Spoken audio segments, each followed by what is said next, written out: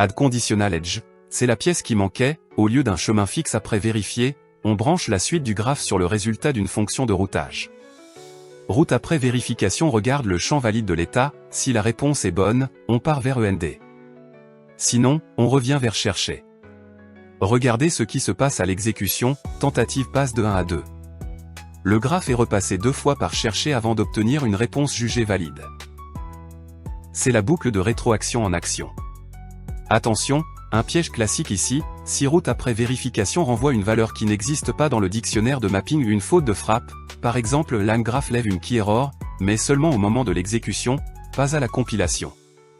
Le bug peut dormir des semaines avant qu'un cas précis ne l'emprunte. Une boucle sans limite, c'est une promesse d'incident en production. On ajoute donc une seconde condition, au-delà de 3 tentatives, l'agent quitte la boucle vers un échec dédié, plutôt que de continuer à interroger une base qui ne contient tout simplement pas la réponse. C'est le même réflexe qu'un délai d'expiration réseau, mieux vaut échouer proprement que de bloquer indéfiniment. Regardez le terminal. La première question, sur la capitale de la France, se résout normalement en 2 tentatives.